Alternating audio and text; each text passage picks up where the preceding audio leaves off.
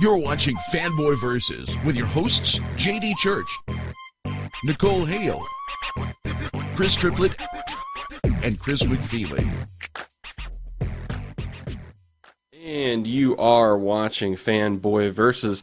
I am your host, JD, joined this week by a very fired up Chris Triplett and a not so fired up Chris McFeely. And I'm somewhere in the middle. So, it is Fanboy Versus the 99, as this is the 99th episode, not to be confused with the 100th episode, which will be our next episode. So there we should call it the not 100 episode. This is the not 100 episode. Nicole is off doing cool things. She's at a special effects class. I saw some pictures from it. It looked pretty sweet. Did it? Yeah. What was she making? I didn't actually know that I saw what she was making, but I did saw somebody making like a, I don't know, some sort of demonic pig face mask, and somebody was making like a gray. I don't do well with pig monsters. No? I know it's a weird, it's a particularly weird thing, but pig monsters, get the fuck out. Willow, it was Willow's fault. Willow did it to me. So, like, you're not a fan of Spider-Ham, then, are you? Or the Gamorrean monster. The Gamorrean guard, I take it, is not your. They're green, so they don't really count. I mean, like little pig, little real looking little pig man thing. They're nasty. Mm. So that episode of Doctor Who where it was like the little pig alien. That freaked the shit out of you. Then is what you're saying. That's what they call behind the sofa moment over here. Right. Oh my God. Behind the sofa. Yeah. Little fucking pig walking about on two legs, his little trotters clacking. Anthropomorphic pigs, then, is your thing, right? If they have thumbs, they're all right. But whenever they have the gnarled trotters, it's like pigs. Sweet. Well, pig would eat you. Don't think a pig would. You know, Martian Manhunter's weakness is fire. Chris McFeely, anthropomorphic pigs. It's the pigs. There you go. So, speaking of anthropomorphic pigs, what's in the news this week? Well, it's funny you should mention that. Yeah, not a heck of stuff in the news this week. I think the biggest thing left over from C2E2 last week was this announcement regarding DC's Trinity War, which is supposed to be something that's happening next week, about which we don't have an awful lot of information, because we really just got a name. Now, obviously, Trinity, when in conjunction with DC, conjures up images of Batman, Superman, and Wonder Woman. But news has leaked out that the DC Free Comic Book Day comic, which is, Free Comic Book Day is 2 weeks away, I think, isn't it? First weekend? I think it's 2 weeks, yeah. I was trying to think a minute ago of what's going on that weekend. It's Free Comic Book Day. That's what it is. There you go. That's the day that it is. Well, apparently that's going to introduce a trinity of some kind, one of which is Pandora. So it might be something to do with that trinity. Oh. Like they is have this like Trinity the Triforce? Is this? I don't know. Keep Ganon away from me. Okay. It all comes around. That's really all we know about it. That's a thing that's happening. Okay. That's about as much news as we have with that. Other than that, it's all bad news. With this rumor going around at the moment, it's not confirmed, but it's looking sickeningly likely that this second season might be the last season of Avengers: Earth's Mightiest Heroes. God. I mean, do you want to see me slit my wrist live on TV?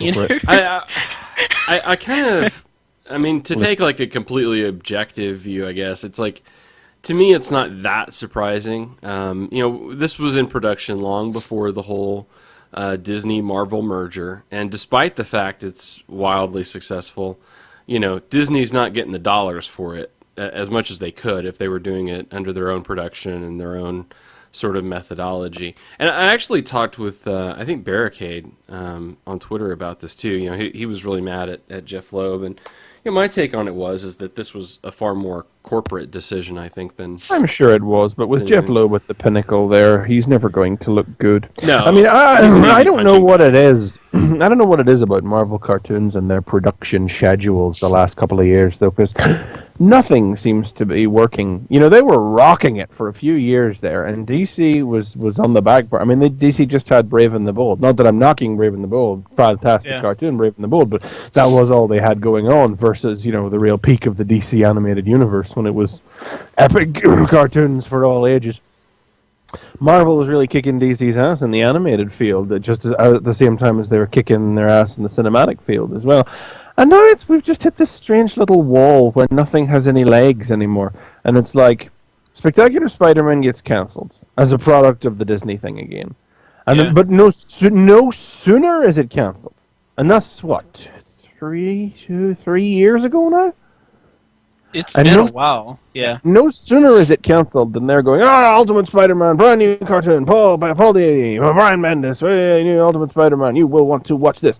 And it's taken them 3 years or whatever to finally get it out over here. And by the time they've finally farted it out, the title no longer has any bearing on the comic it's named after anymore.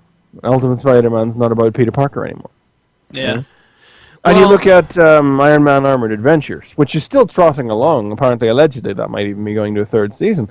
But like, that's a show that was in production as far back as the Fantastic Four cartoon of 2006 was in production. When that came out, Fantastic Four cartoon, it came out between the films.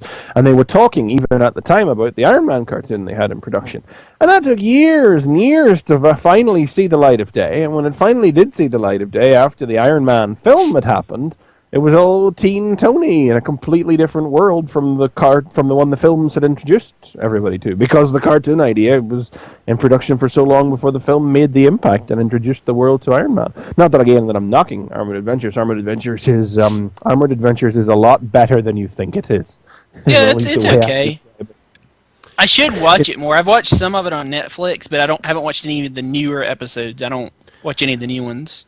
It's much better than it really has any right to be with its premise. It really manages to knock down a lot of the barriers to quality that are inherent in the very idea of the show. But, and you know, here we are now again with the same as the Avengers cartoon. How long has it been in production? And now they're talking about Canada already with maybe the Avengers film will just cause explosive ratings and they'll change their minds about it. It's not set in stone yet, you know. I doubt it. I think that it... I mean, because even the talk is that it's going to be like in the same universe as this Ultimate Spider-Man or whatever. I think that Marvel may be trying this deal where we talk about this Ultimate Spider-Man being shot at, pointed at maybe a slightly lower demographic. It may be Marvel trying to, because the complaint is that the show doesn't have like the big overarching, concepts like some other animation stuff does. Or in plot points. And it's like, well, no, but if you want those, Marvel has a superb line of comic books that you can read. What is this cartoon? What are you saying that doesn't have that? The Ultimate Spider-Man. That it's a little too, 4 episodes. I'm not gonna decry any like. Oh no! I'm not, and I'm not either. And like we said, the last episode seemed to be pointing in a direction of a larger world. So. I was merely making the point that, even if that is the case, I think Marvel thinking strategically is probably going to be pointing in the direction of saying, let the cartoons introduce kids to, the concept of these characters. And then when they're old enough, then they can go in comic book stores or onto their Kindles and buy the comic books. That's a great idea. Well, I thought Justice League did a good job with that. I mean, they introduced a whole bunch of characters. Hell, I didn't even know who they were. Got me interested in. I mean, it seems like Avengers is doing that. I mean, because there's a bunch of weird characters that are showing up. Like, no spoilers in the new episode, but like just obscure ass stuff that just shows up and almost like a Dan Slott comic, I guess. Yeah, kind of. Well, Avengers is definitely Marvel's Justice League. So the fact that they would get rid of that is irritating too. I don't think there's a single person that would look at that and go, yes, that's a good idea, do that. Well, especially considering how... Except for somebody up high at Disney going, money. Yeah. And especially considering how, on the defense of Earth Mightiest Heroes, it's considering how connected it is to the film universe, it would seem that would be, a nice bridge, but I don't know. Like I said, this is all unconfirmed at this point, so... who knows what they're going to do. But it wouldn't surprise me, I guess, is my point. Well, at least they're still on top cinematically, even if DC does seem poised to overtake them in animation again. There was one other thing I saw this week that I'll mention too. I guess the rumor is that I can't remember who, Guy Pearce, is that what they said? He's in the cast for Iron Man 3 now. Iron Man 3. Yeah, based on the casting, it looks like they're going down the Extremis route. Yeah, he's supposed to be the guy that the scientist or something that was in the Extremis. Yeah. Something like that. There was some chat as well that we could be seeing Ben Kingsley in it. Yeah, as the villain, Mandarin. maybe. Villain yet to be named. Somewhere my wife read Mandarin because she had no idea what it was, and she just said that. But I don't know. I don't think anybody said Mandarin yet, but they say that he's. They've gone so far as to say that the Mandarin may not be the villain. You know, there seems to be more interest in denying it. Yeah. So, yeah. I don't know. At this point, for God's sakes, just make him the Mandarin. I mean, you got that 10 Rings group. I know, it's like just do it. Think about it, and think about this, right? The Avengers movie. There's some sort of alien-ish looking ships and stuff. You know, Mandarin can get the rings from that, and it would be really awesome if Fing Fang Foom was in the movie. But I'm not gonna hope for that. But that would be sweet. And then he was in that trailer following Iron Man. Didn't you see that trailer? Right. So, I don't know. That would be sweet. Dragon with pants. Anyway, but I don't know about the Extremis thing. I mean, am I in the minority because I really don't like Extremis? Not the comics. I haven't read them, but just the Extremis armor concept. Like the idea of it, you mean? Yeah. I have no strong feelings about it. They don't really make a reference to it that much anymore, do they? I mean, it's just he's just got this armor, and then if they need it story-wise, it just so happens he's connected to the armor also. Yeah, that's just kind of, I don't know, boring. I mean, it's like the biological equivalent of just having a little beacon attached to his belt that makes the armor home in on him. That's way cooler, though. Well, sort of. Anyway, it's the briefcase armor will always briefcase armor is awesome. Extremis armor, right? How do you top briefcase armor in Iron Man 3? Which I know they can't, but I know. It's I don't know, like a sports car turns into his armor. I don't know. Something. Sports car turns into some kind of Hulkbuster armor. Yeah. Yeah. We're gonna have Hulkbuster armor in the next movie. That would be. Maybe you could top it by giving me the fucking Mandarin. Yeah, that would be sweet.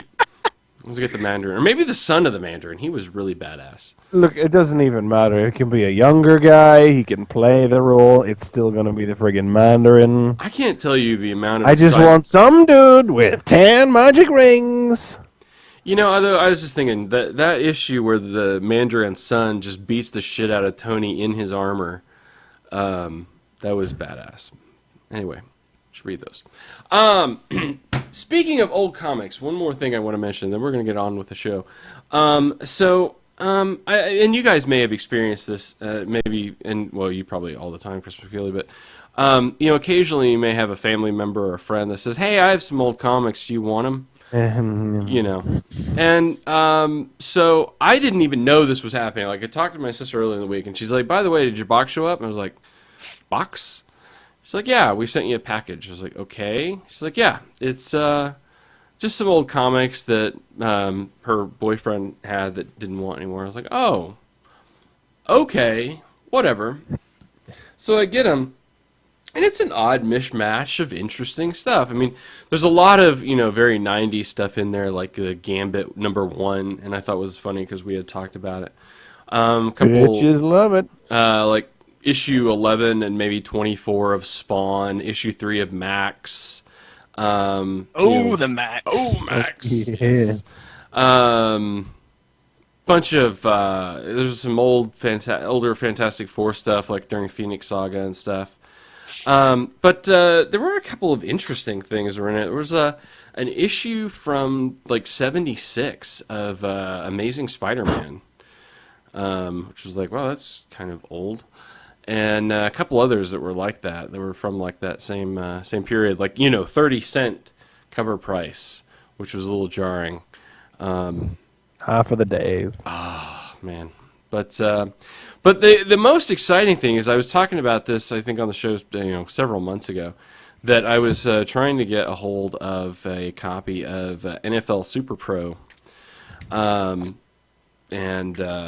could not find one. My shop has one, but they have it in there was some comic that they had that was ridiculous and was in like one of those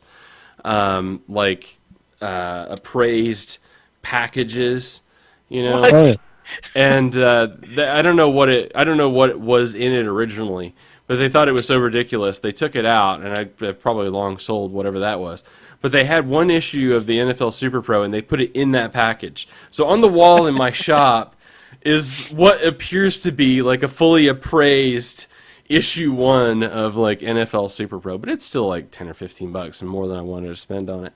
Is that comic rare or something? No, I remember that when it was not at all, and that's why it's a joke. It's one of those deals where it's like totally a joke. But they didn't have any more copies of it. Well, lo and behold, as I'm going through, I went through it once, and there was just mostly that. It was like issue 1 of Ghost Rider 2099 was in there as well. So awesome. Woo! But I start looking, and some of them are double bagged, and I turn one of them over, and there it is. Issue 1 of NFL Super Pro was in this stack. So that made like the whole box worth it. But anyway, it's kind of fun. You never know what you're gonna get when people. And have you read it yet? I have not. I mean, it's in the bag, and I've not. I mean, literally, I finished reading my stack about 5 minutes before I turned the stream on. So. Or before I turn the show on. I think you need to do a future review of that at some point. Yeah, I might have to. So yeah. Who put that out? I mean, like, I don't even remember who put that Marvel. out. It's Marvel. Was it Marvel? Yep. It's Marvel, yeah. I think what did it go? 12? Did it go 12 Spider-Man. issues?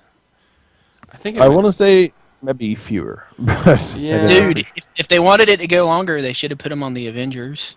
Hey, it's not 2006 where you just stick the popular guys on the Avengers. It did go Wait, 12 this issues, was the 90s. Oh, you should have put them on the X-Men. I'm sorry. Yeah, everybody went He's the got a X-Men in mutant the power 90s. for playing football. It did go 12 issues, yes. I just looked it up. They didn't even have to be mutants to be on the X-Men in the 90s. It was like...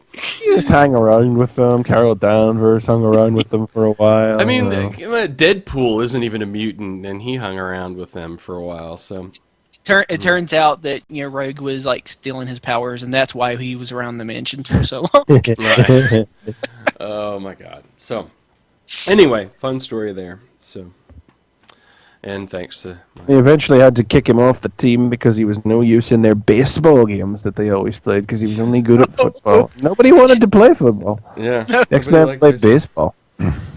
That's But it. he would have been perfect on the Avengers because they play a softball game like every year with the West Coast Avengers.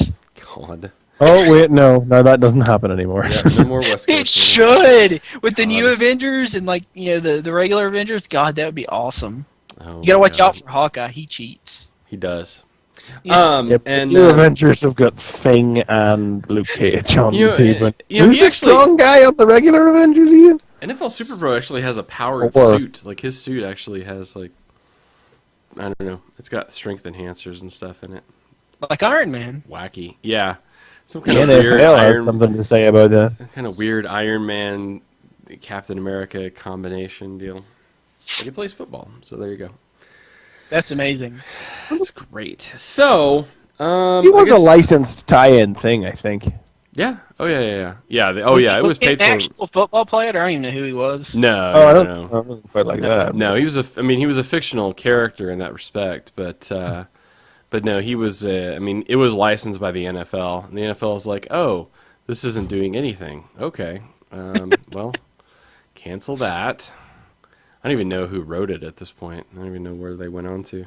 Turns out it was Jeff Loeb. There was Fabian Nicieza actually wrote Loeb.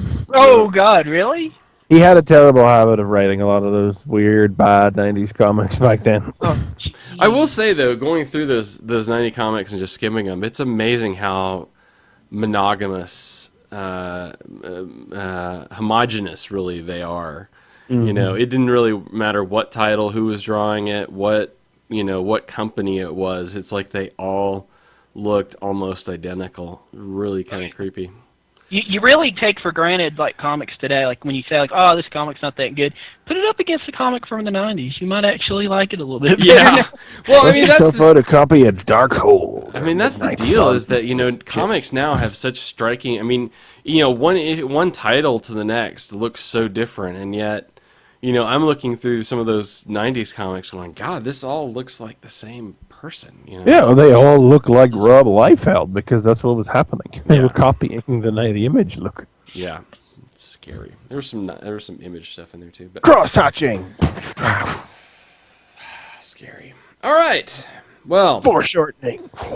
The good old days that weren't quite that good. No. God. Mm-hmm. But there are people out there who think they were. Yeah.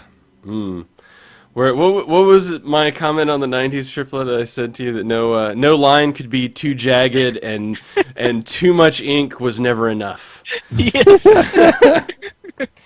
So we miss you 90s.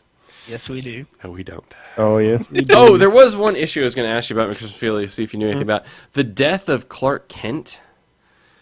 Like a white cover with like Kent's glasses like broken, but then a Superman symbol reflected in them. I don't know for certain or anything about it, but but I didn't read it. I don't know the comic, but I would assume that maybe the Superman cartoon episode by the same title, which is about how Superman has to fake Clark's death to keep somebody in order to like bust a criminal, something like that. There was like that episode where like Clark Kent was in the car and it goes like over the cliff and like everybody saw it. It's like, oh shit, I guess I can't be Clark Kent anymore. And they gave him a that might have been it. Yeah. I don't know. I'll have to look at it. I couldn't quite remember. It's written. It's a Jurgens issue, so it's in that stack. I might, like I said, I might read some of those, and I might pull something out and review at some point. But anyway, I love the 90s Superman. I haven't read that in a while. There was another one where he's like burning his suit on the cover, and like that's where. Oh, here we go. The story. It was a 5-part. No, it was an 8-part story running for 2 months across the various Superman titles. In 1995, in which Superman was unable to retain his Clark Kent identity when Conduit strikes at his friends and family. Remember him? Yeah, you do. Is that another one of those Jurgens invented villains that showed up for one thing and then never appeared anywhere again? Let's see. Yes. Yes. See, what did I say when I reviewed that JLI issue? I was not making it up. Like, this is a Jurgens thing. Hold on. Wait, hang on. Sorry, wait. Oh, come on. And for weeks with messages that he knows can capture Superman. Conduits. 1 minute. Shadow Dragon. Subsequent battle. To be fair, he probably showed up in an annual a little while later. Also written by Jurgens. Oh no! Yeah, no. Hang on. There it is. Date of death. No. He died in not even the last part, the second to last part of the story. Yeah, he was made of green pipes and a unitard from the look of things here. Oh my god, I almost want to have Dan Jurgens on again just so it could be like, so what is like inventing these one? How do you do it? Create bursts of kryptonite energy. He had advanced training in covert operations and intelligence gathering, as well as hand-to-hand combat skills. I don't know. I mean, it's not hate at all. It's not hate at all. I mean, I really love it. It's just hilarious to me. That Jurgens is able to just come up with these villains that just most time just do not stick and do not show up anywhere. Okay, he was a classmate of Clark's in Smallville. Born on the same day the rocket arrived on Earth. Wow. So how come that guy wasn't in Smallville? He should have been in an episode. That would have been awesome. Yeah. Oh, okay. Truck broke down on the way to the hospital. And Kenny was exposed in utero. He was born on the side of the road and was exposed to some kryptonite that had come down along with the rocket that very night. So he has, kryptonite powers. Of course. Yay! That is so awesome. That's the best how to happen when you're in a Superman comic. Yeah. Yeah, it's handy, certainly. Yeah. That is hilarious. I love But that. you're not going to rob a lot of banks with that. This is not hate at all. Ew. I'm serious. I love that Jurgens does that. I mean, it's just so hilarious to me. So, anyway. All right. Well, that aside, I guess, we shall move on. March forward. Get our reviews done for poor Chris McFeely. If you're watching the video, you can see that he's not feeling very well. So, we will... We don't want him to collapse on the show. No. That would be bad. Yeah. That would be very bad. So, Chris Triplett, then, it is to you, sir. Guess I'm talking about Justice League this week. Justice League number 8, which is I don't know if it's a big issue or not, but it's the issue where is there going to be a new member on the Justice League team, and is it going to be Green Arrow? No, I don't think that's a spoiler. He's on the cover. You know? No, I mean, spoiler, no. Yeah, spoiler, no.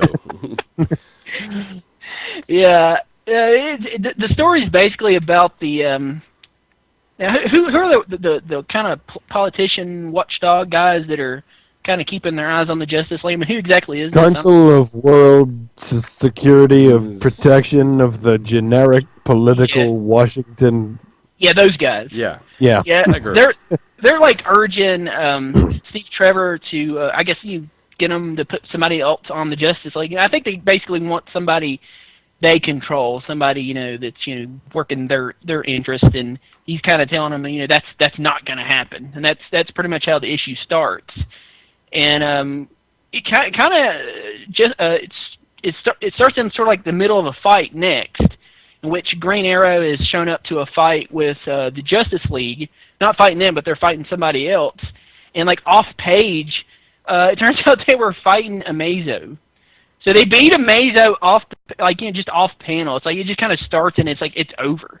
What? And huh? A fight off panel? That's exciting. Yeah. Well, I mean, you don't. I mean, It's from Green Arrow's perspective. Yeah. Okay. Green Arrow's sort of running around, and it just like kind of starts off, and he says, "What the hell am I doing here?" And there's like explosions going on in the background, and some green energy shooting at him, and him with a bloody nose saying, "You're playing with the gods now, Ollie."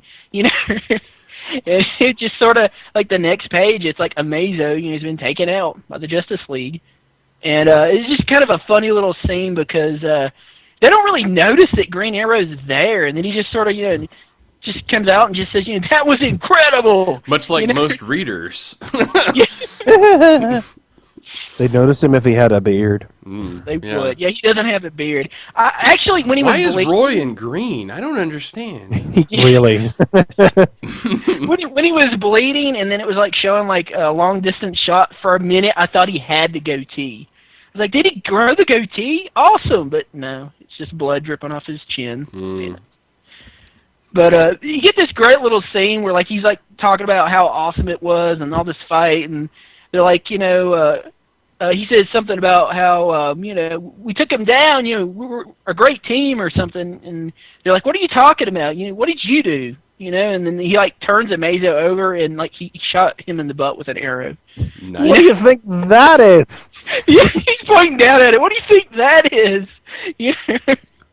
But it's just great. I mean, he's basically just, like, comedy fodder for this issue, but he's almost like a super fan of the Justice League, the way they play him, because everywhere they go throughout the issue, whatever kind of menace that they run into, he's there.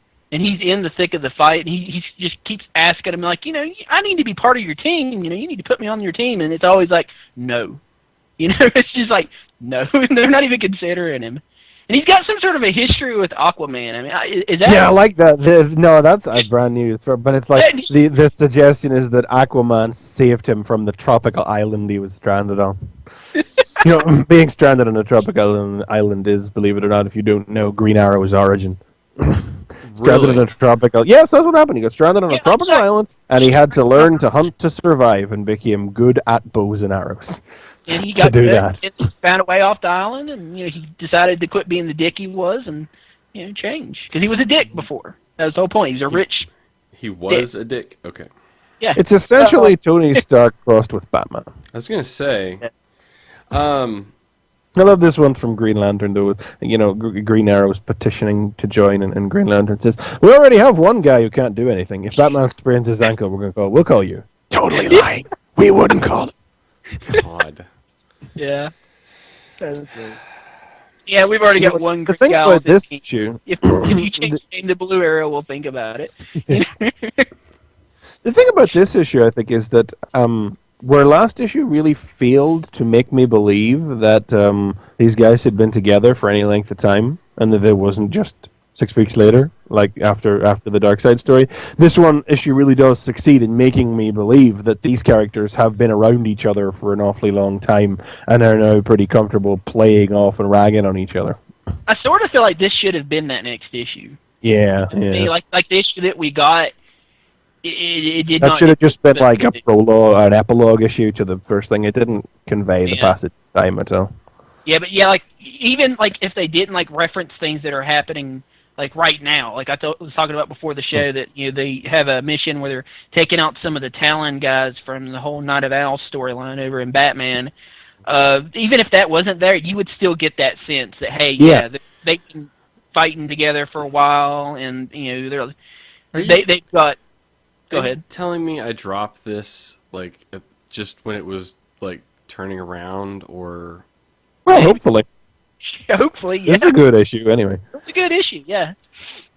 I mean, it's basically like I was saying, just a bunch of series of missions that they go on, and Green Arrow just shows up, and he helps them, take them down. We get a little look at something that's going to happen in Justice League Dark next month, Yeah. It jumps forward a month, and we see that, just a little look at, what do you say, am I in? Cut 2. You could have at least dropped me near a bus stop! Yeah, that was great. Yeah. So, like, Green Arrow, he just, McFeely said, he's not getting on the team. They won't let him on the team. No matter what, they're not letting somebody else be on the Justice League. And then, like, at the end of the issue, Steve Trevor comes and has a conversation with him, and you kind of get some of what Green Arrow's trying to do, and it kind of seems like it's not so much. I mean, it is a little bit selfish. I mean, it's something he wants, but he kind of feels like he's wanting to do more. Like maybe, like I was saying before the island, he was a dick, and then like after the island and everything he went through, he's now trying to maybe make up for the crap that he did before, and he thinks if he's on a team, maybe he can do more. He's like, it's like the world needs this, and he says, I need this. In this conversation with Steve Trevor.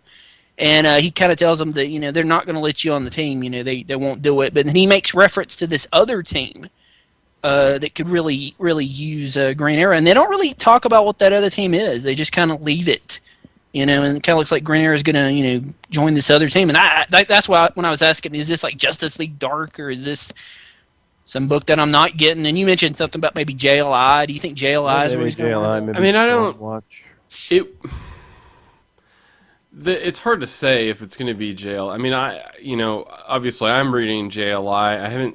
I don't recall any kind of inclination that Green Arrow was going to show up there.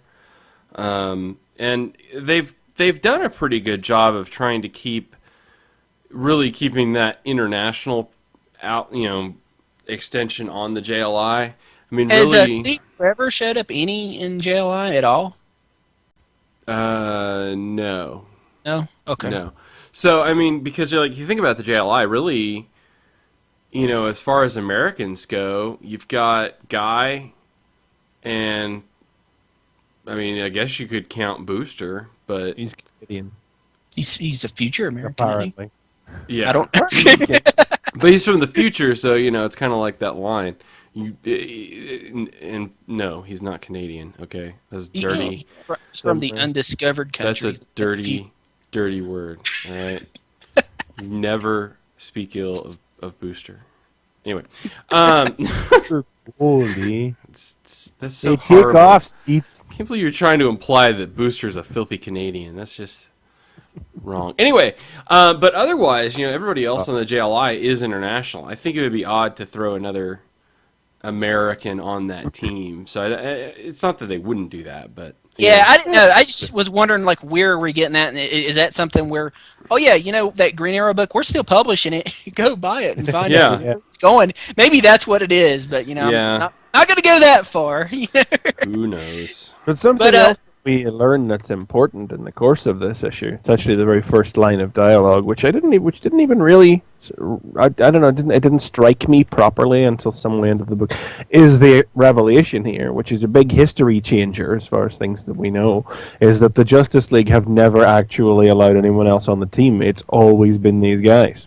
Yeah, and then they explain why at the end of the issue, which I thought was the most one interesting. One time they did let somebody else on the team, very briefly, and it didn't end well. And there's a big double-page splash.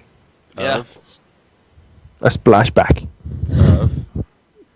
Oh, I don't know. Should we say? Should we say or not? Well, I want You to know, kind of. We'll tell you. Maybe we should tell you after the show because it's like the reason. It's pretty huge.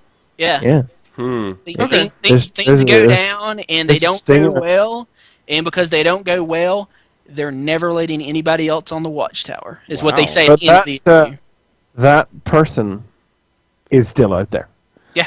Oh, so can I reference this to something we talked about before the show and say that that's who you're talking about? I don't remember what we talked about. Yeah, if you're talking about what I was talking about. Yes, I'm talking about what you were talking about. Yeah. Interesting. Yeah. Okay. Yes, I mean, I flipped the page and I just went, "Oh shit!"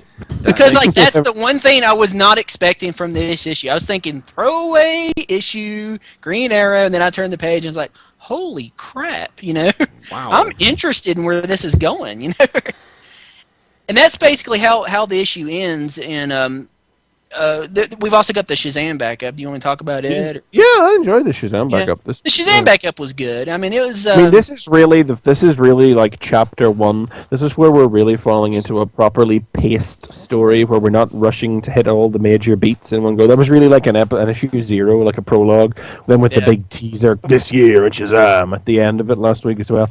This is like how long is this? 1, 2, 3, 4, 5, 6, 7. 10? 1, 2, 3, 4, 5, just a couple of yeah. There's a 10-page strip, but this is like there's no hoodoo, voodoo, magic stuff in this. This is just about Billy Batson. Yeah, he goes to that foster home that they were talking about in the first story, and he meets his family, and it turns out his family's a lot bigger than he was expecting. Indeed. Which at first, when I saw all the characters that was in it, I don't know why I was thinking this, but I was thinking it's the kids from the Flashpoint. It is. Is some of them the kids from the Flashpoint? No, it's all of them. They're different ages, but it's them. Wow. Well, I mean, because like one's Mary, and one's Freddy, and I was thinking, were they in Flashpoint? They were. I couldn't remember. They were. Okay. But like the little girl, it seems like I remember people. the little girl was there with the big, hair, and everything, and the other two, I was thinking they were there also, but I wasn't sure. I didn't know if I was maybe remembering. Pedro, Eugene, and Darla. Latin American, Asian, and African American. Just hitting all the multicultural. Oh man! Remember that episode of Family Guy where Stewie goes to the foster home and there's a child of every ethnicity there? It's that. Wow. Yeah, basically. But it's basically just them meeting up with these characters and him. Billy's still a dick, because the lady takes him to the house and she's calling her old maid and she says pest and he says prune face, and he's just a little ass. And he gets there and it just seems like the perfect little family. They're all like. We got rules, and one of the rules is, watch out for everybody else. You take care of your brothers and sisters and all this stuff. Who wants some hot chocolate? I do. Well, that sort of stuff, Yeah, really, I don't quite know how to describe it. Really wonderful, lifey sort of Bing Crosby. Well, it's a wonderful, wonderful house we got here. Sort of. Wow. This is where the Gary Frank art really comes in good because he's good at expressions and faces, and Billy is just it's like he's in hell, but he's so nice and perfect, and the little girl's hugging on him and everything, and he's just God, get off, and so they leave the living room and they go up so that the kids are going to show him his room. And the little girl is just, talking to him and about the rules and all this stuff, and he just blasts her and says, "I'm not your brother. We're not family. None of you really are." the little girl just breaks into tears and runs away. Gary Frank's art's awesome. That poor girl. Yeah. You know, Mary just grabs him and like throws him into a room and just starts, what the hell, what are you doing? You just made her cry and all this stuff. And you just kind of like getting into setup of some of the characters and see where it's going, and you kind of get to see Billy's kind of maybe not as bad as a guy as he is. The dicketry is exactly what you expect it to be. It is just some child's defense mechanism. It's exactly this is what I was waiting for. It took no time at all. He's alone in his room. He pulls out what seems to be like a photo album or something. There's a picture of his parents, and the mask cracks a little bit. It's going to all the right places. Plus, the book's got Talkie Tony on the front of it, so we're already sprinkling in little extra bits of Marvel lore there as well. Yeah, he has. Also, I just love this drawing of his parents. I just look at that Gary Frank rendition of his dad. Like historically, I'm not sure who the first to do it was, but Billy's dad. I think maybe Jerry Ordway did it first because I think that was the first story to really involve like Billy's parents. And I don't know, I might be wrong. C.C. Beck and Otto Binder might have done it back when, but like Billy's dad just looks like Captain Marvel. Yeah, he does. I just noticed that actually. That's but Ordway always used to draw it like that as well. And I don't know what it is about this particular drawing of it, but Gary Frank has just nailed that ever so slightly odd, unreal, golden agey Beck and Binder looking character, and just turned him into Frank's art has a tendency for real photorealistic expressions. It doesn't look real, but he really sculpts real faces on them, and he somehow managed to do it with the classic Captain. It's I don't know. It's just such a little thing in the story, but I just really, really, really love the way his dad looks in this picture. I'm hung up on it. I'm just glad that you he's not like going to be like the dick the whole series. That is going away, and like they're taking their time with it, and just a little moment at the end where it's like, I didn't mean to make her cry, and then there's like the lightning flash, and you see, I guess that's the wizard's face in the clouds, and it's like, something's coming. But when is it getting here though? Because that's 2 stories, and he still hasn't been Captain Marvel. Is it going to happen in the next one? Come on, maybe. guys. I would say probably. Well, the next issue is called Magic. Is the name? Is next Magic, and I'm guessing he'll probably be whisked away in the next chapter. Yeah, but I'm liking it. I think it's cool. I mean, I buy Justice League because I want to buy Justice League, and I view Shazam as that nice little extra, that I'm getting. I'm not buying the book for Shazam or anything, but I'm. But you know what? I'm very happy. I'm almost buying it for Shazam. but you know what? If they put out Shazam and they put out I would buy that. Jeff Johns, I would buy that. Yeah. Yeah. But yeah, it was pretty good. I mean, you might want to rethink, JD. You might want to rethink Justice League. I was just off the back of that issue. It was a good, fun, done in one that sprinkled in a couple of really interesting nuggets about. Well, there's also like an interesting thing in there about how every couple of thousand booms, the Justice League accidentally get ported back to Apocalypse. So they've been there twice in the intervening years. Yeah.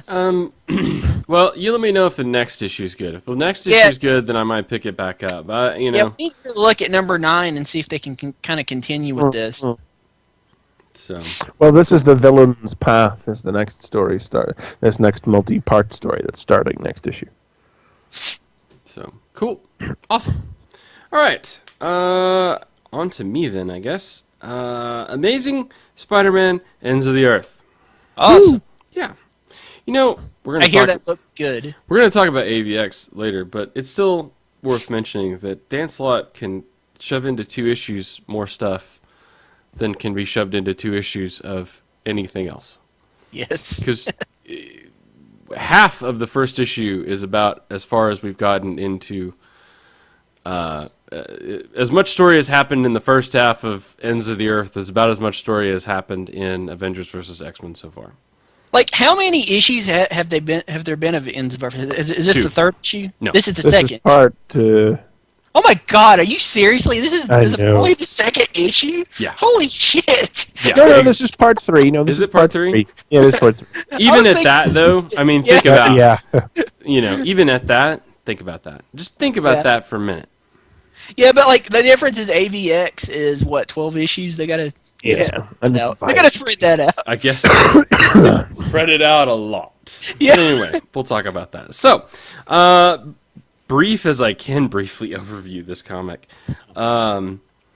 Black Widow gets rescued by a shadowy figure. The rest of the Sinister Six, well, the five, I guess, because of course Electro has been in space, blasted into space. Electro in space. Oh, I'm sorry, anthropomorphic pigs. We can't do that. So, let's see. They round up basically the remaining Avengers, and a bit of a distraction gets an escape for Spider-Man, who turns out has been rescued by Silver Sable, which should not be a surprise because that was, I think, part of something earlier that happened. So, there was a parade. Yeah, there was a parade. She's been around. Or something. She was there. She was there. Yeah, she was around. Yeah. But it also turns out that Horizon Labs has hacked into Spider-Man's equipment, and they're going to help him out. Now, they're on a floating laboratory in international waters, which is sweet.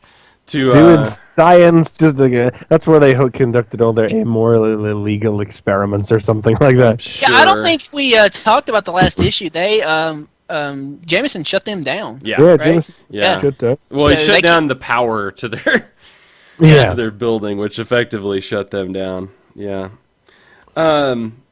So they're going to help him out over international waters, which is sweet because his suit turned out to be not as effective as he had wanted it to be, of course. And Doc finally gives his demands to the world. He's like, okay, you've had enough time. Here's what I want. I want $1 million for all my friends. And no, he wants $1 billion. $1 billion. I'm sorry, $1 billion. No, it's got to be more than that. It's got to be like a bajillion dollars. Billion. Yes, that's not a real number. In 1960s money, it might as well be a bajillion dollars. And he also wants a doc school for kids who don't know science so good. And it's got to be at least. And want to learn to do science better. But it's got to be at least 3 times as big. And he wants all of their criminal records expunged. Yeah, also. he wants that's their records expunged. Still not coming off as massively evil, though. I can't believe this is all. I want a school named after me. Big fucking deal. You got it, son. Fix the Earth. Go. This if is you all. save the Earth, you get something named after you. No problem. Do we buy for a second? You didn't have to ask. Yeah. But do we buy for a second that this is it? I mean, this has got to be. This is a distraction. I mean, obviously, he wants to leave his legacy, but I can't believe a statue in front of a school is all he wants. No, this is all a distraction for something else. There's obviously something. I mean, I think it seems obvious that there's something else going on. That comment that Rhino says really gets me thinking too. He says Octavius has offered me a different kind of payment. I'm like, because he's like not happy, and Sandman's like, come on, cheer up. You're gonna be like the richest dude you know. Yeah, you get the feeling you get this feeling Sandman's not in on the joke. Like, you get a feel. I mean, because he's obvious. I mean, they even made reference that he was an Avenger at one time. I mean, he's been a more heroic character in the past. He's been a hero for a long time. I mean, I like that Dan Slott brings that up because nobody ever brought that up. He was in the first. He was in the first issue of Silver Sable. Even I have that. Well, the deal was, I've actually just read it recently because it was in Essential Marvel Team Up Volume 4. He had a really bad experience where he and Hydro Man were fused together. And after he separated himself, he was so shaken that he decided, that's it, I can't do this anymore. I'm going to go straight. And the Thing agreed to help him. And of course, they were old sparring partners because I think Sandman used to remember the Frightful Four. Thing agreed to help him prop style. And he turned good, and he joined the Wild Pack, and he became an Avenger. He was an Avenger, for God's sake. That's when we're talking about weird characters being the Avengers. I guess you could have put NFL Super Pro on the Avengers. Sandman was an Avenger. This issue featuring Super Pro and Sandman, that would have happened. Oh, yeah. God. Well, and then what happened was that Howard Mackie and John Byrne decided to shit all over Spider-Man in the year 2000. Yep. Chapter 1. After the not chapter 1, that was all Byrne, but it was the same thing that happened at the time. There was the relaunch when they said Amazing and Peter Parker back to number 1 for the first time. And Byrne and Mackie and Romita Jr. And turned out Sandman had been pretending he was good all along. Oh. Whatever. And then, so am I misremembering, or was he also like the brother of Norman Osborn? Also, didn't that happen? was chapter 1. That was chapter 1. Said that they shared a grandmother because they had similar hair. Similar hair. Chapter 1 doesn't count anymore. Though. Chapter Man was actively retconned out. Thank God. But then I think it was Tom DeFalco maybe who later, I can't remember who wrote it, but there was a story in a Spider-Man annual where they fixed that sort of by explaining the wizard of the Frightful Four had used his id machine, which was a machine from old Lee and Kirby Fantastic Fours, and it was a machine the wizard had used to warp the Thing's mind and turn him against the Fantastic Four for drama. He used it on the Sandman to turn him back into his old criminal partner. And he did, and they've never gone back on it. Wow. Huh. Yeah. You think that's something that would be easily undoable, but they have never gone back on it. And subsequent writers have tried to play the Sandman a little bit more, gray. I mean, I think it was the first issue of Marvel Team-Up. It was a Marvel Team-Up, anyway, way back when, that actually introduced his ailing mother, that he never wanted to learn about his criminal activities. So that seed was already there, and so then later I remember there was a story, Paul Jenkins' Spectacular Spider-Man, I want to say, when Venom had taken a bite out of Sandman over in one of the major stories, and it actually is in complete contradiction to what happens in this issue, but never mind. Sandman couldn't hold himself together anymore and just discorporated. But the whole issue leading up to his death was him writing a letter to his mother, just apologizing for everything he'd done before he finally died at the end. But so they've done things like that. And it was quite recent. The Wizard popped up in Spidey, didn't he? And he said something up to the Sandman about. Intelligentsia popped up, didn't they? Sandman. Yeah, was that the that was the one-shot issue, the Sinister Six issue, where they went after the Intelligentsia. Sandman made Wizard made a remark about the id machine and turning Sandman back to crime. Yeah, something. Yeah, I remember that. Wow. See? That's backstory you don't need to know to. No, but well, like I said though, it lends to this point that, Mark, he's really got this. He's like, all right, I'm going to get that $1 billion. I'm going to be able to expunge my record and get with my girl. And then Rhino is kind of like, no, I'm doing something else. And you're kind of like, what does he know that Sandman doesn't know? I'm wondering if Dr. Octopus has offered to find a way to kill the Rhino so he can go and be with his dead wife. That could be something right there. Possibly. Yeah. Anyway, so... with inside intel, Spider-Man figures out what Ock's trying to do and locks onto, with the help of Black Widow, finds one of the installations where he's building his satellite. So, right around here that this turns into some kind of video game. Yeah, really. Gotta go to the desert level. And we have to go fight in the desert level. It's very true. They'll probably go to the haunted village where they'll fight Mysterio. He needs the enchanted boomerang so that he can defeat the boss. No, yeah. But this is great though because it comes up with this. We'll go to the ice world for the final stage. God, I know. There with the Ease machine. But he's got his Pink Hippo app. He's got his suit tricked out. He goes in, and I love this moment where he's talking about, we're just going to go in like Luke and Han, and we'll, take over one of the suits, and then we'll just infiltrate the place. No, it's all run by Octobots, so screw that. Yeah, Cyril makes that comment. He says, you should have known any excuse for you to put on a new costume. I know, which is hilarious.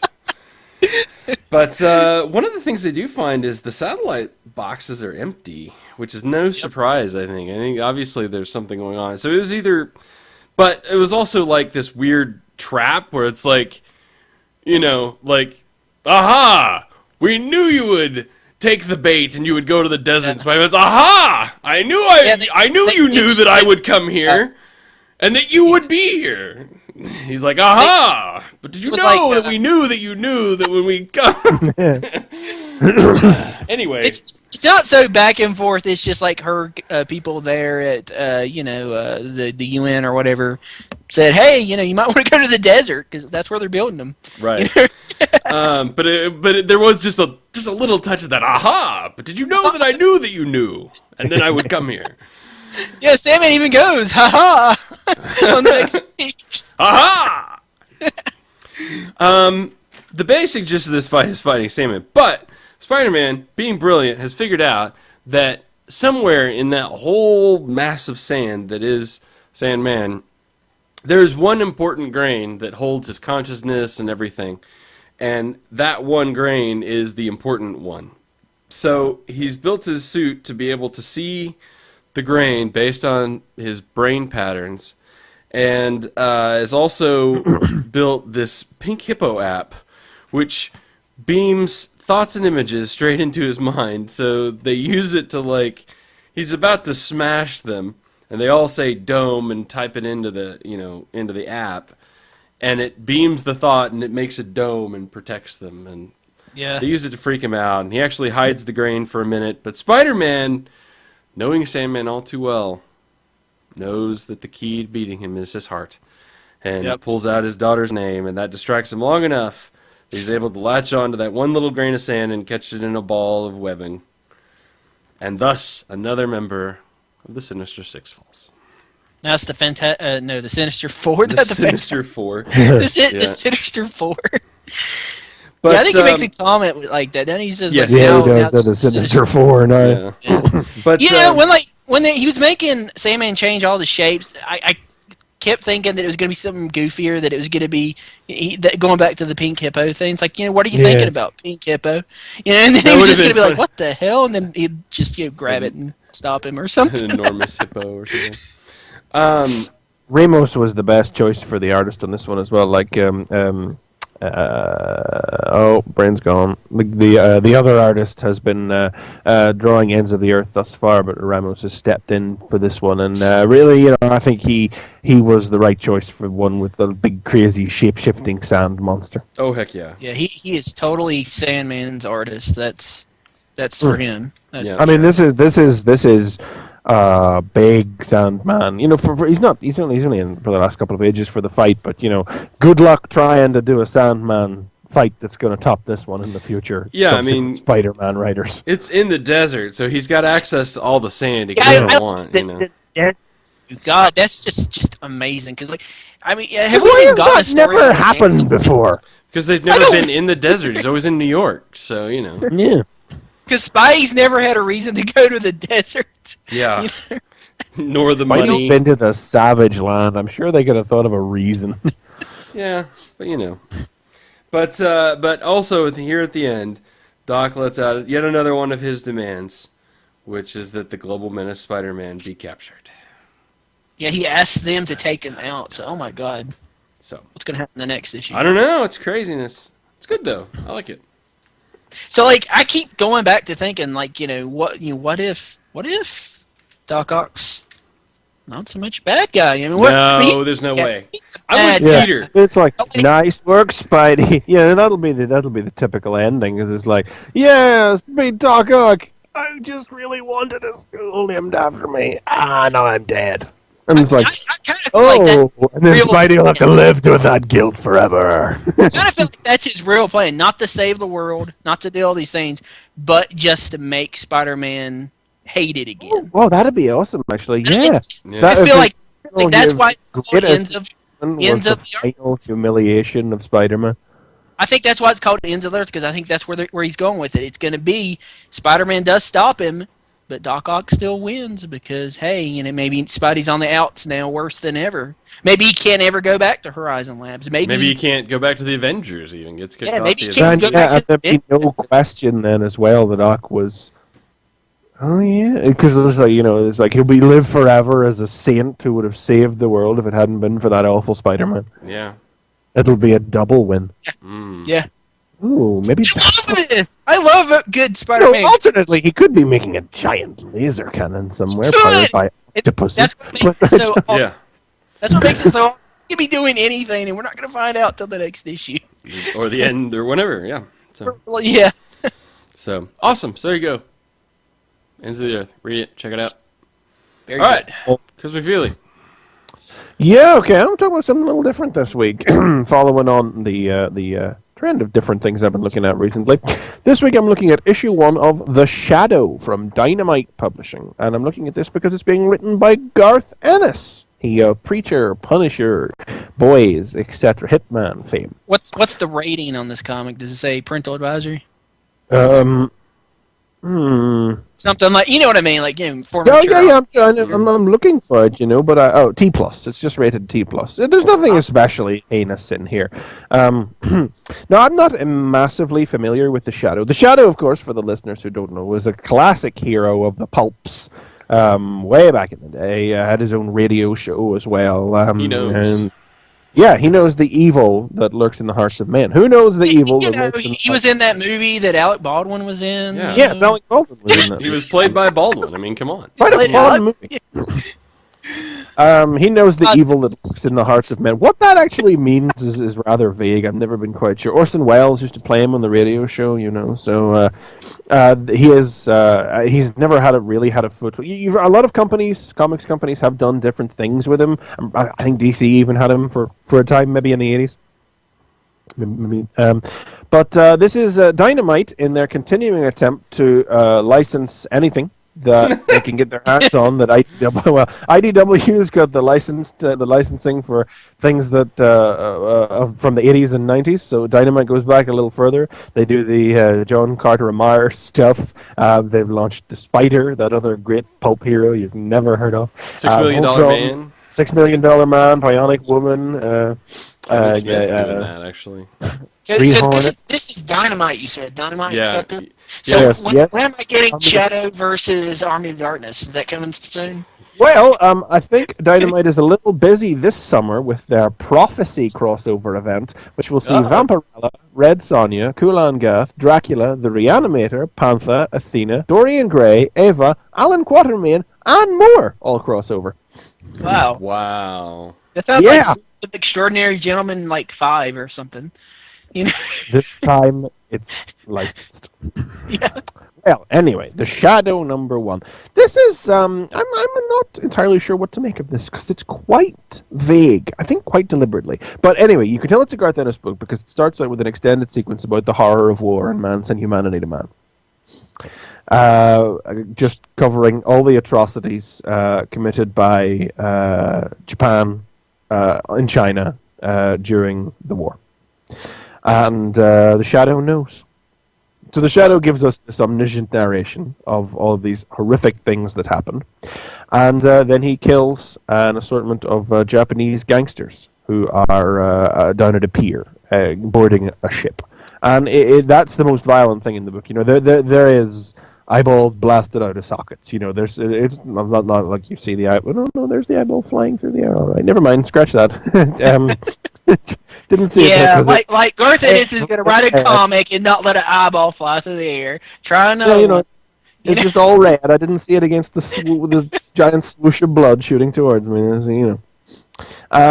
And he kills them all, except for one guy. The one guy, he kills the two head guys that he's come here to kill. And all the goons, well, no, he kills a bunch of guys. But then all the goons are standing around him and he's like, the rest of you are merely hirelings, fools. I urge you, do not make the leap to scum. And one guy drops his gun and puts his hands up, and then Shadow sounds a lot like Bane. Well, Never mind. Scum.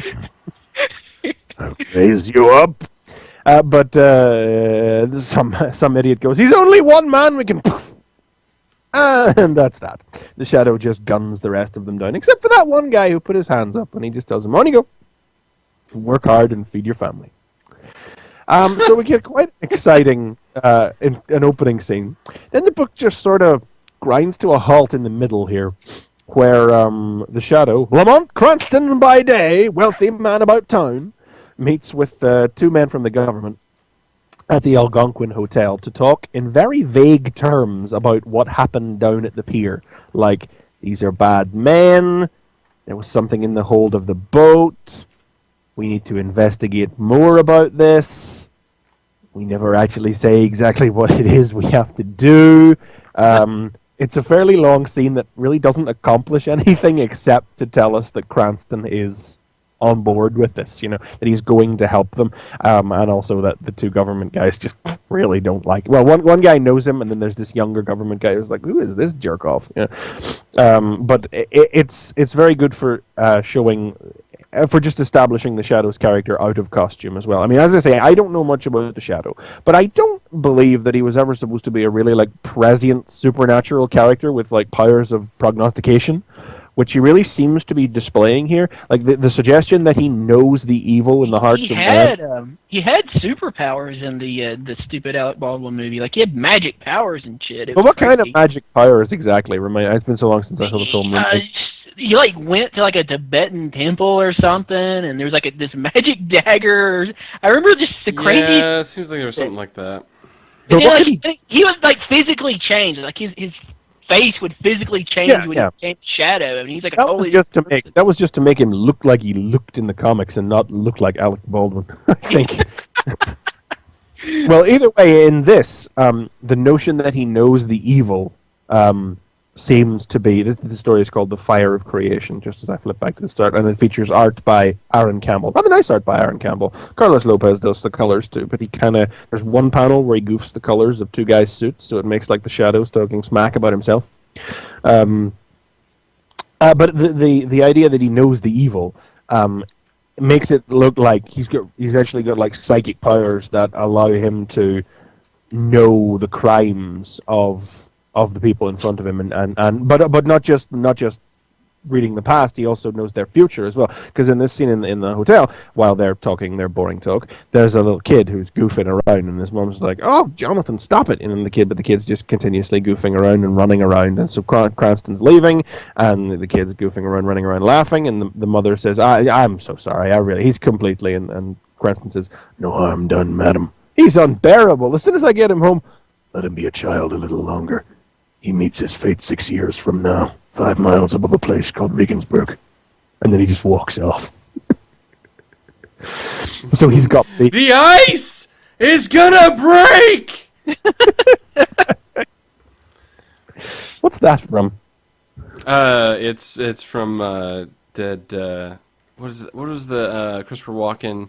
Oh yeah, the Dead Zone. I knew that sounded. Yeah. Yes. What kind of Dead Zone? He not this thing where he goes out of his way to stop it. It's like that's fate, and that is the way the world will be. God, I need to watch that again. I'm watching that tonight. So the comic's basically broken up into the 3 acts. The first act is that, the second act is the hotel, and then the final act here is Cranston with a long-term love interest character from the pulps, Margot Lane, who comes out to join him on the balcony in the middle of the night after they've had some good 1930s off-panel sex. As Mickey from Superhero Time would say, they look at you as they close the door. Yeah, except there's this opening afterwards. But it's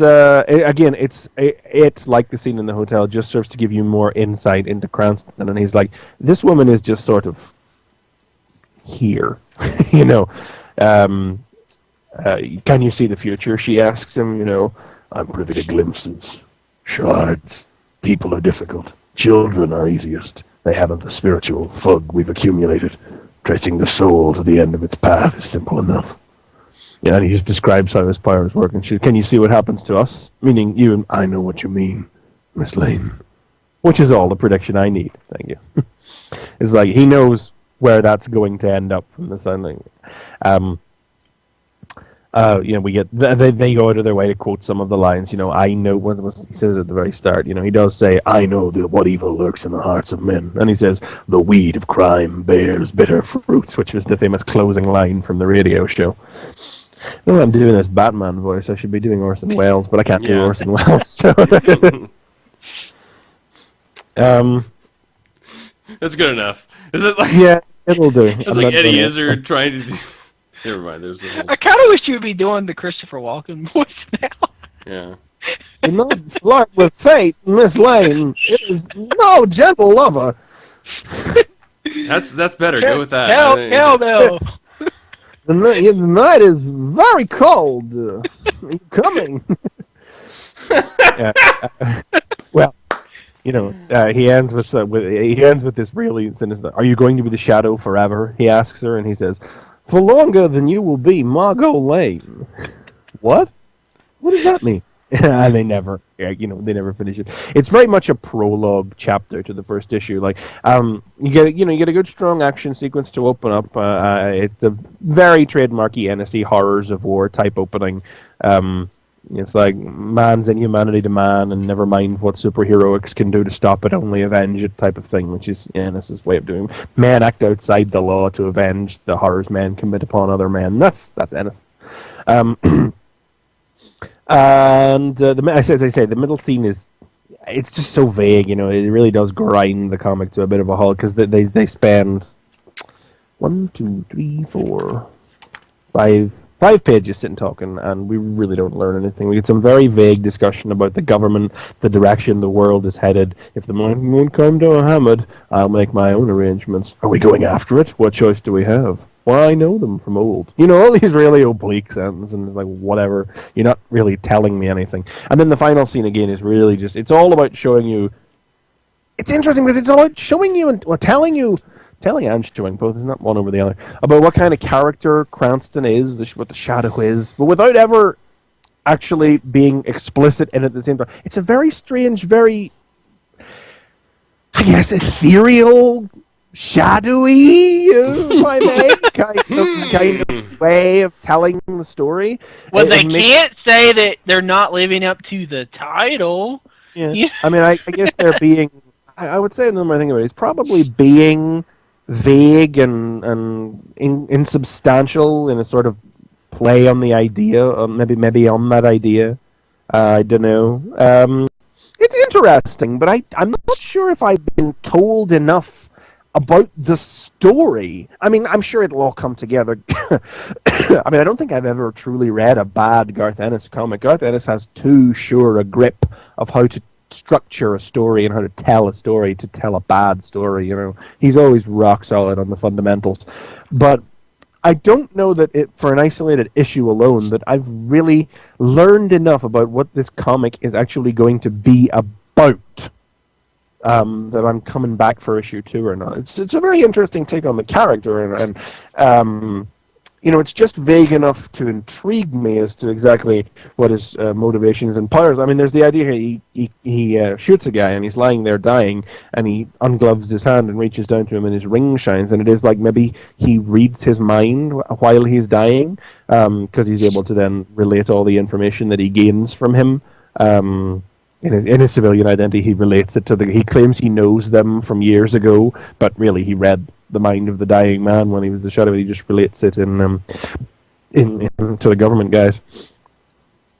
So he's definitely playing on the side of good in as much as doing, helping the government. I mean, maybe good is going too far with it. Very shades of grey. Very, very intriguing take on the character, but I'm not so sure that it's revealed enough about the story. I can't quite pin it down, which seems kind of appropriate in a sense. So if you enjoy a bit of Garth Ennis, but it's definitely not your standard Ennis either. Not the sort of thing I would have expected from Ennis given his output in recent years with The Boys and with Jennifer Blood over at Avatar, I think is Jennifer Blood over at Avatar as well. Something a bit different. You might be tricked into thinking it's kind of like standard Ennis from the opening sequence, because it's like, boom, World War II. What a shock. Garth Ennis telling a World War II story? Will wonders never cease. But it turns into something rather different, and I think that's one you got to read yourself. It's hard for me to come to a conclusion on it. So that's The Shadow, and I'm not... Yeah, I got no interest in The Shadow. When you said Garth Ennis was doing it, my ears kind of perked up just a little bit, just a little. No, that's, I think, all I can say about it. Okay, cool. All right, so for the finale, we're going to review Avengers versus X-Men. Avengers fight the X-Men. Okay, so that's superhero time, and our Fanboy Versus, and thanks so much for joining us. And yes, no, there's more. Was there? Was there really? Been on superhero time too much. Anyway, It was a big fight. it basically is. it was. I mean, It was a literally. fight. I mean, literally. It's like the Avengers You know what? fight. This is the fight. They have the fight. They're going to expand on these fights in the miniseries. And you know what? The story starts now. They've kicked around. They've fulfilled the premise of the series. And now it's time for things to actually happen. This is not just going to be 12 issues of them fighting on a beach. And that's interesting to me. I think we should probably note as well that Jason Aaron wrote this issue. Yep. I didn't realize the writers were switching on an issue-by-issue basis. I thought each one was doing a clump. But, Jason Aaron has picked this one up. So this is probably going to... This is only half the size, but it's still probably going to take you twice as long to read as the last issue. You know Because what? there are basically no big, giant, silent double-page spreads in this issue, which immediately make me like it more than the first issue. Yeah. Although, this almost goes too far in the other direction, because I really could have done without the word boxes. They just didn't really add anything to me.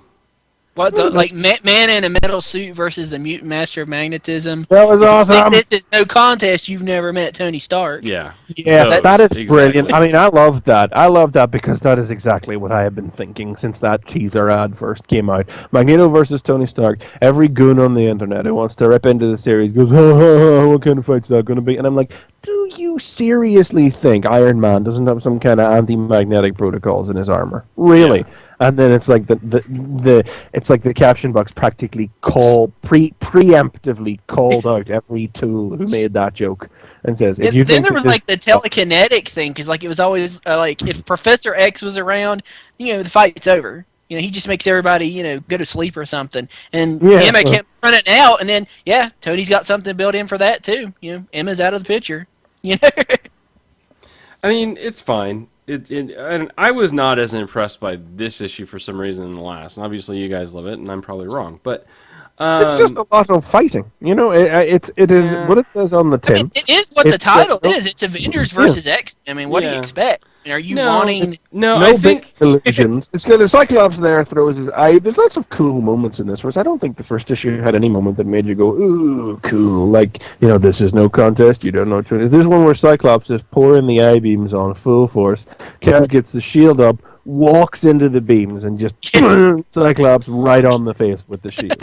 Well, yeah, I think that's right. I think the difference here, and we talk about the difference in writing too, is, I think it almost seems like Bendis was perfectly happy to just let Ramada just go and just like, just draw big pages and it's less dialogue for me. That's Bendis.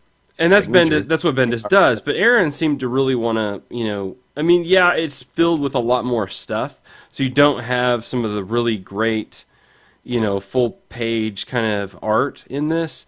But it's almost too far the other way for me. There's a lot of dialogue. There's a lot of text boxes. There's a lot of, and sometimes the text boxes are fine. I don't mind those occasionally, but when it's every page and almost every panel, and it's telling you things that really don't add that much, it's kind of like, okay, I get it. Can we just pull back just a little bit? It'd be cool. Just let me bask in the glow of them beating the shit out of each other, instead of having that broke up with, the fourth nose broken in the last 8 minutes. Like, did I really need that piece of information? I don't know. I thought that was pretty awesome. Organic like diamond, those. multi-billion-dollar armor, the most expensive punch in history. I think, frankly, if we didn't have those text boxes, this could be very dry. There's a good sense of tongue-in-cheek with these text boxes that sort of owns up to the general ridiculousness of the issue. Notice how we're not giving a synopsis because there isn't one to give. It is they fight for 20 pages. But now remember, Jason Aaron's the guy that writes Wolverine and the X-Men as well, so he's definitely self-aware when it comes to the ridiculous elements of Oh my comics. God, yeah. I mean, Wolverine yes, and yeah. X-Men. So, I really feel like Like, so without desperate these enough. without these text boxes, I don't think I think that it would be in danger of being a bit po-faced. I mean, the boxes like run the gamut. Sometimes they're like really purple prose. What's that one at the? I mean, the thing that really happens in the issue is that Hope seems to be fully consumed by the power of the Phoenix. and burns Wolverine up, and it's everything burning inside and out. Taste the kiss of the Phoenix. Really, some purple prose like that. But then on the other hand, Quicksilver shoots in and punches Magneto in the face. Next family reunion at Mach 5. Whoosh. Yeah. Now, JD, the book that you maybe should be reading is Wolverine and the X-Men because, it's a crossover with the AVX in this issue. I thought about talking about it, but I didn't. There's not a whole lot that happens in it. But in the issue, it's to the point where there are this alien planet where they went and it was basically Las Vegas in one issue, are making bets on which planet is going to be destroyed by the Phoenix Force next. I mean, that's it. That's their big thing, and that's the kind of the flip side of the Jason era. I guess, and I'm not saying it's bad. I mean, yes, there are boxes that I liked, and there were elements of it. It just, for my taste, not saying it's overall bad. It's just there were some times where it was just a lot, and it is a very textual issue in that respect. So I don't know. Like I said, it's just a touch too far in the other direction from the Bendis big pages, nobody talking. This is still a lot of fighting, and the action is great. I'm just saying, for my taste, somewhere. I'm not saying it's the complete opposite. I'm just saying it's just a touch too far in the other direction for me. But no, I mean, otherwise the art's great, the story's great. The JR has really done some nice work on this issue. I mean, I don't know if maybe he was because he was on a slight time crunch or something that forced him to knock this one out a little quicker, because that was basically 60 pages in a month, But this is some of the nicest work I've seen from him. Mm-hmm. And there are a couple of panels here in Captain America's face where it doesn't even really look like him. Yeah. Yeah, and I don't mean that he doesn't look like him, so it looks bad, or anything. No, I think he's done. I think I think I enjoyed the art more in this issue than in the first issue as well. And I like the matchups here, as far as who is fighting who in this, as far as in some of the respects. I mean, I think it's kind of interesting seeing Emma fighting Iron Man. Because of, again, the combination of the armor and Diamond, and then right around to Magneto. They talk about T'Challa fighting, Storm for a second here, or them having a sort of argument, which they're married. You may remember that. People. Yeah, I don't know when that last came up, but probably whenever they left the Fantastic Four. Yeah. But no, there's a lot of interesting. Again, this fight between Scott and Captain America continues. He even calls Captain America fascist, I thought, which was interesting because. It's not and that's kind of what's interesting is I think you could really kind of get on either side of this. I mean, it's not that Scott isn't crazy, because he is, but he does kind of have a point. I mean, Phoenix power or not, does anyone really have the right to come in and, take another person just because they think that person might be, potentially dangerous? So this isn't like Civil War, where despite whatever intentions, there really was a good side and a bad side. Yeah, despite they might have tried to paint it. In Wolverine and the X-Men, Cap even goes all the events in the issue of Wolverine and X-Men take place before AVX number 0, before they've gone to Utopia. So Cap comes to Wolverine's skull and he's like, are you on my side? And he says, yeah, I'm on your side. I know full well, what's going to happen and why we need to stop it. And he says, but think of what you're doing. He says, think of Utopia as a compound full of heavily armed religious fanatics, and you're the feds butting in, telling them what to believe and how to live. It won't go well. And so you're basically getting that. Well, it's well timed for this too, because of course, as far as in America, I don't know how international this is, but of course, April 19th was the anniversary of the Waco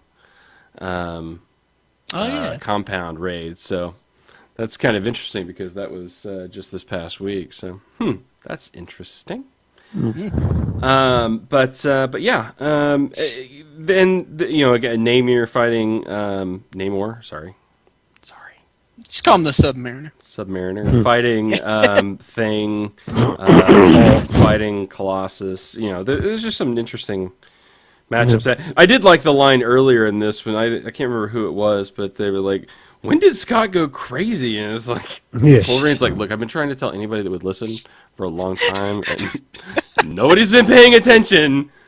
welcome to the party. You know? It's like nobody was paying attention because it was Wolverine that was sane. When Wolverine tells you somebody is crazy, it's like, yeah, talk on some more. Yeah. Like you could talk.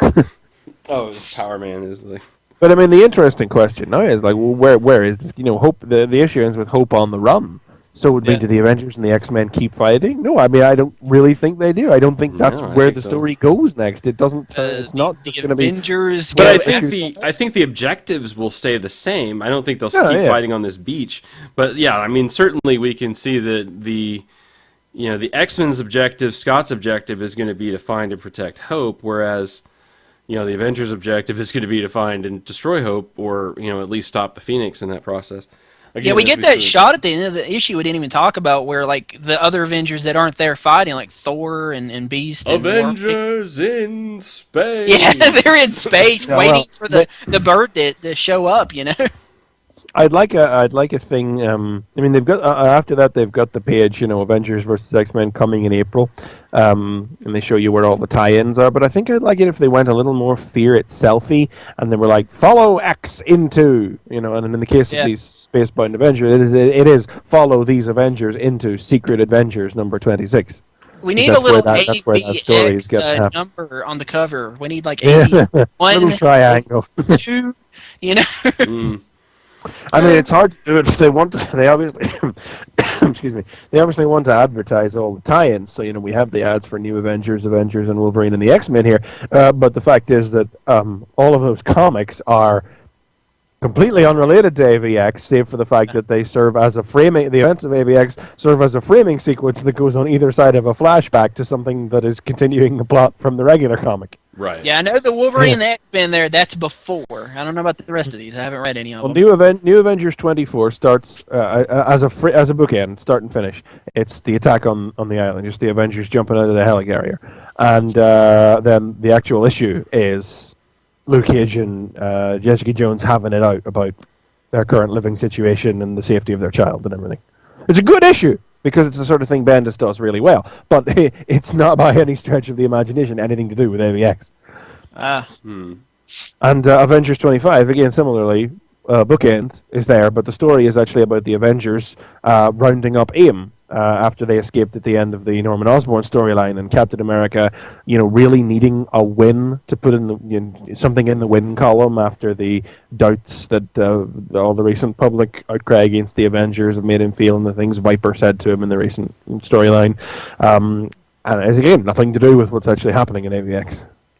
Which, in a sense, I'm almost thankful for it, honestly, because Bendis's they're good issues. This is the thing; they're actually quite readable comics. But Bendis's tie-ins to the crossovers he's written, like historically, are shite. Like the Secret Invasion stuff was the absolute worst. Like apart from an issue of New Avengers that revealed the Spider-Woman was the Skrull Queen, the tie-ins were just even Fear Itself. Like 20 pages for the Hulk and Thing fighting, and they knocked down Avengers Tower at the end. Like, he can't do it. He can't do these tie-ins. So the fact that these tie-ins for this month are actually about carrying on the stories that are already going on in the books with a nod in the direction of AVX is actually a good thing. But we'll see how it goes with subsequent issues. Yeah. And as interested as I'm in Avengers versus X-Men, I wouldn't buy tie-ins. I mean, I wouldn't. Fear Itself kind of killed it, and then like whatever they did before, Siege? Was it Siege before Fear Itself? Yeah. That killed it too. I didn't want it. If you think about it, though, this is the way to do it because, I mean, for the people that are reading these other issues, they're just going to get more information, a little more insight, but probably not any huge, reveals. Otherwise, you get AVX. What is it? 2 issues a month or?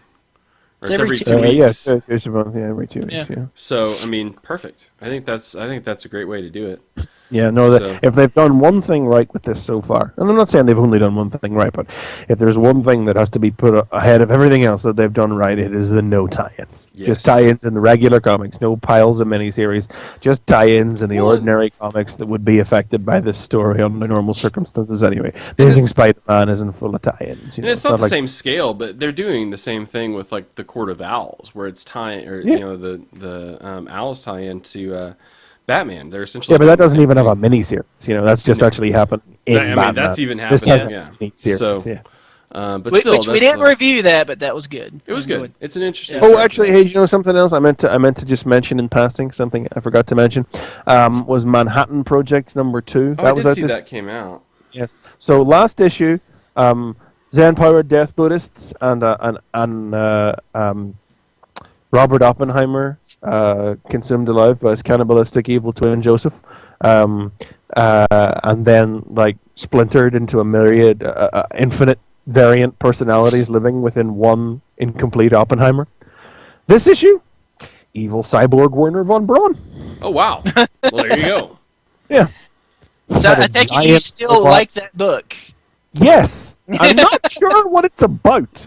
I'm starting to wonder if it's going to have a story. This is going to be S.H.I.E.L.D. all over again. S.H.I.E.L.D. suggested, and we're still waiting for the last 2 issues of S.H.I.E.L.D. because Hickman seems to be very busy, but he said they will come.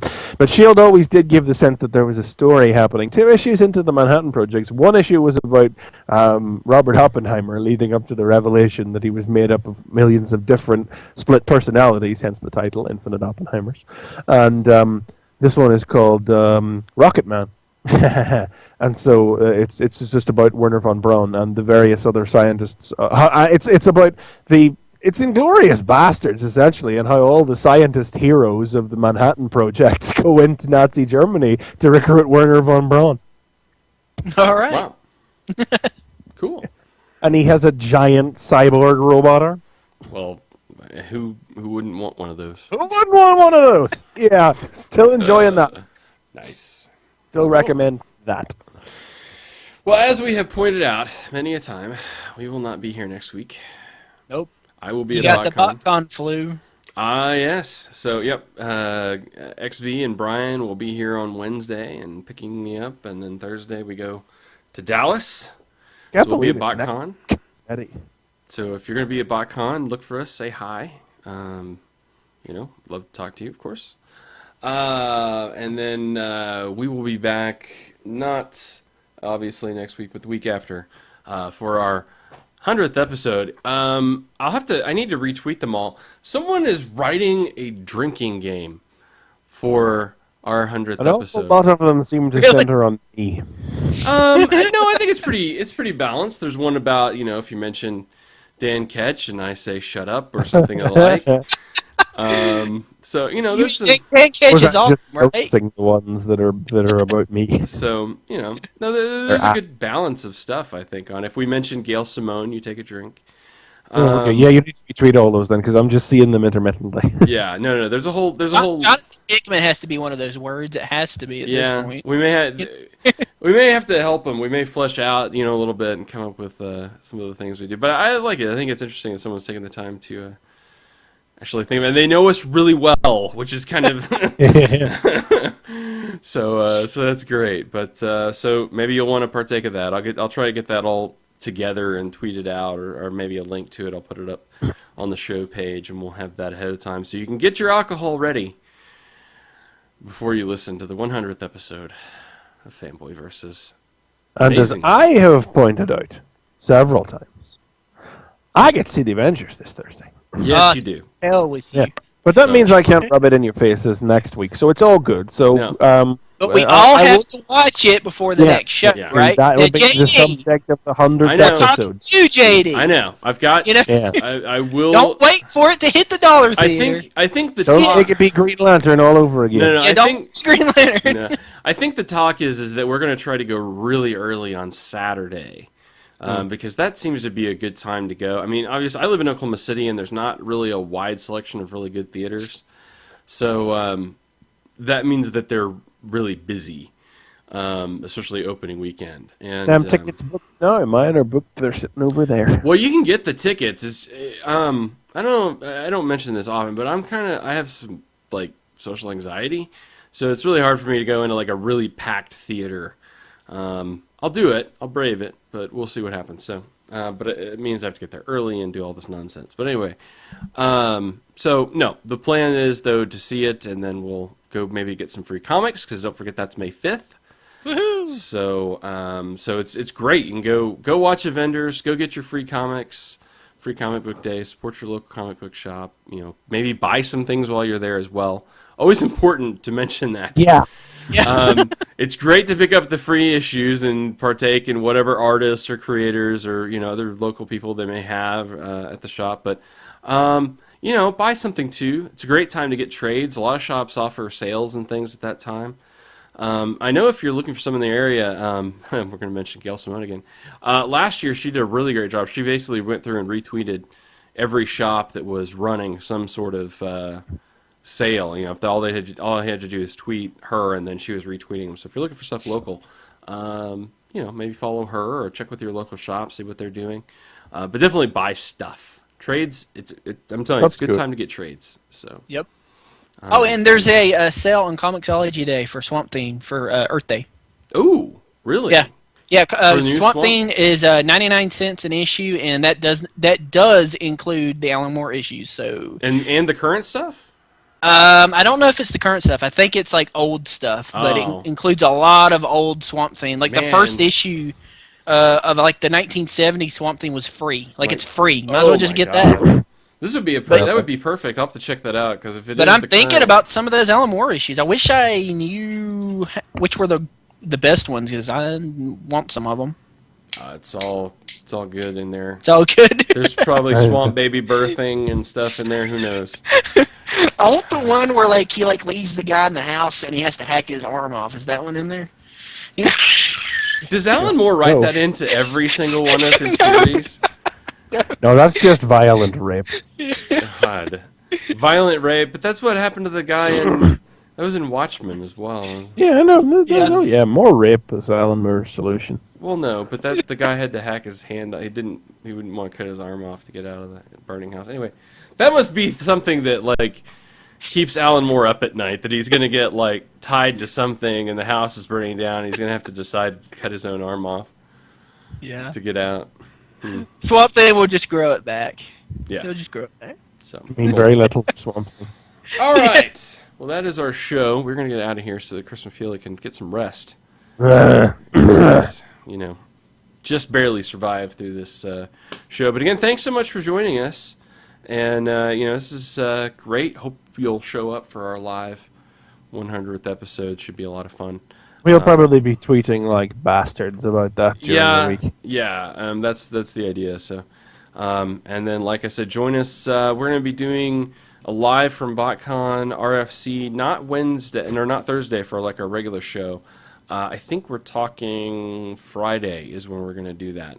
So RFC will be a little bit delayed, but most of us will be live from John's apartment at BotCon. So big stuff coming up this week. If you haven't checked out all the stuff that's going on with RFC, it's BotCon. It's big. Give me a lot of big news. So check out the Twitter feed. The at TF Radio is the one you want for that, as well as our Facebook fan page like that as well. So again, we're at fanboyversus.com and at fanboyvs on Twitter. So follow us there. So for Chris Triplett, for Chris McFeely, I'm JD. Thanks so much for tuning in, and please tune in next time when it'll be Fanboy Versus.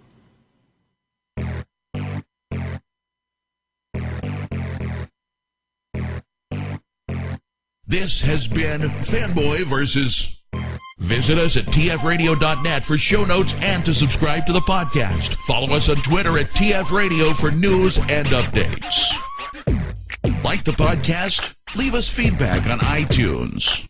Copyright 2011 Radio Free Cybertron.